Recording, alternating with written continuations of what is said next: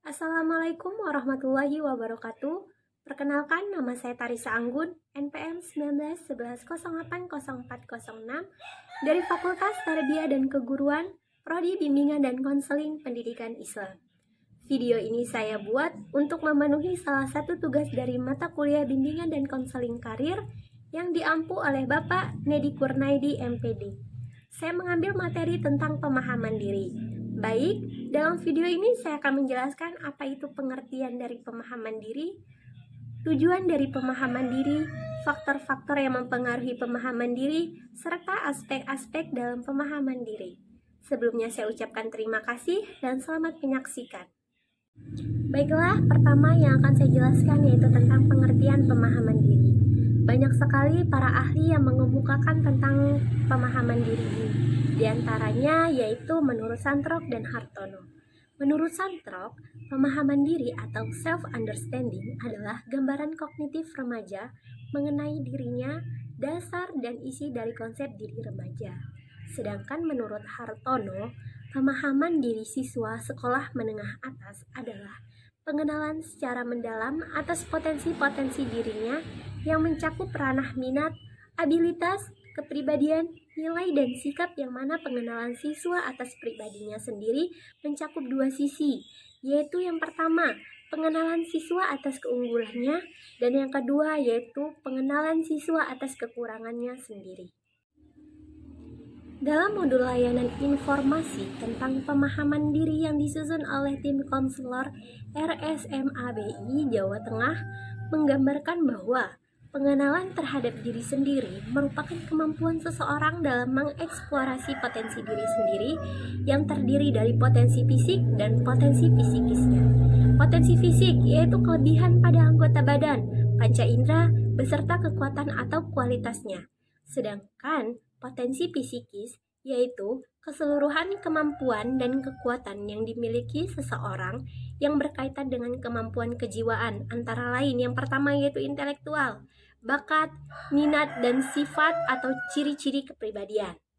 Dan dapat disimpulkan bahwa pemahaman diri adalah suatu situasi yang dialami individu di mana seseorang mengenal tentang potensinya, baik potensi fisik maupun potensi psikisnya, sehingga individu memahami arah dan tujuan hidupnya atau cita-citanya nanti. Lalu yang kedua yaitu tujuan pemahaman diri. Pemahaman diri merupakan aspek penting bagi siswa sekolah menengah atas. Siswa yang memahami diri lebih memiliki peluang yang besar dalam meraih cita-cita diri daripada siswa yang belum mengenal diri dengan baik akan diri mereka sendiri.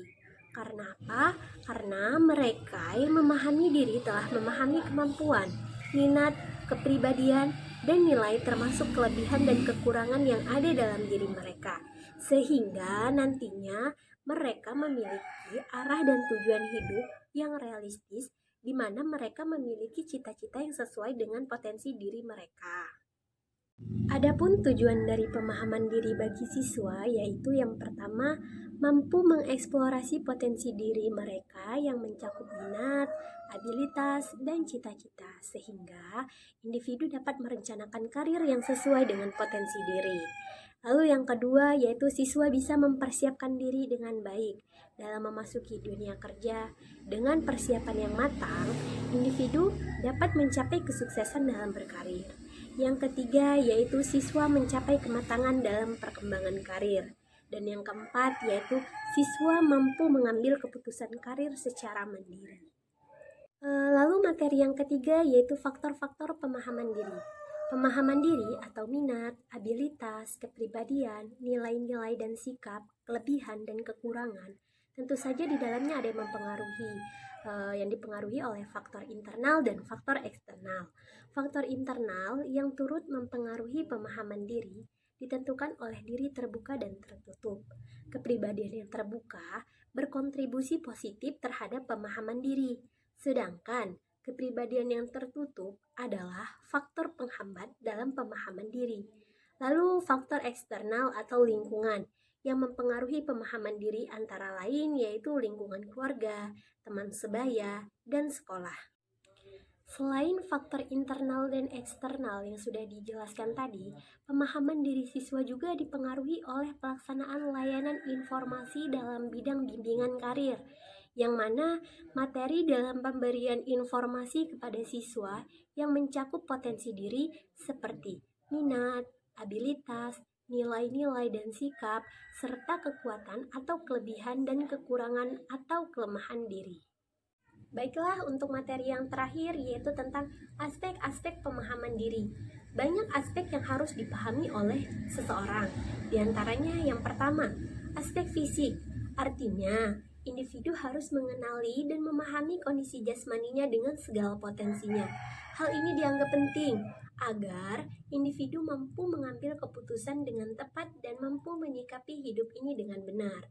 Lalu yang kedua, aspek psikis yang berhubungan dengan kondisi kejiwaan individu. Bagaimana emosinya, bagaimana kecerdasannya, sehingga individu mampu menyikapi pilihan-pilihan karir dan masa depan juga mampu menempatkan dirinya dalam berhubungan dengan orang lain.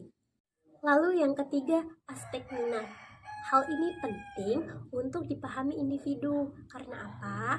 Karena dengan adanya minat yang kuat terhadap objek pilihan, maka prestasi keberhasilan yang diharapkan mudah tercapai. Demikian juga sebaliknya. Oleh karena itu, perlu pemahaman minat terhadap diri individu terhadap berbagai objek positif, sehingga timbul rasa menyenangi dengan motivasi tinggi. Yang keempat, lalu aspek bakat. Pentingnya individu memahami bakat ini adalah agar individu mampu mengembangkan dirinya secara optimal. Oleh karena itu, peran semua masyarakat untuk memberi wadah penyaluran bakat-bakat terpendam positif sehingga memunculkan putra-putri bakat di tanah air kita. Lalu yang kelima itu ada aspek cita-cita. Hal ini juga dianggap penting untuk dipahami dengan cermat gambaran dirinya, sehingga ia benar-benar mampu dan dapat memilih karir sesuai dengan cita-citanya. Lalu yang keenam itu ada aspek kebutuhan-kebutuhan pokok. Hal ini juga dianggap penting untuk dipahami oleh individu, karena kebutuhan-kebutuhan pokok seperti apa yang diinginkan dalam menjalani kehidupan ini. Lalu yang terakhir itu ada aspek gaya hidup. Gaya hidup yang diinginkan oleh masing-masing orang berbeda antara satu dengan yang lainnya. Oleh karena itu, gaya hidup atau lifestyle ini perlu dipahami dengan benar. Individu hendaknya menyesuaikan dengan kemampuannya, sehingga dalam menyikapi hidup ini tidak diperbudak oleh hawa nafsunya. Saya rasa cukup sekian materi yang dapat saya sampaikan. Kurang dan lebihnya saya mohon maaf, kepada Allah saya mohon ampun.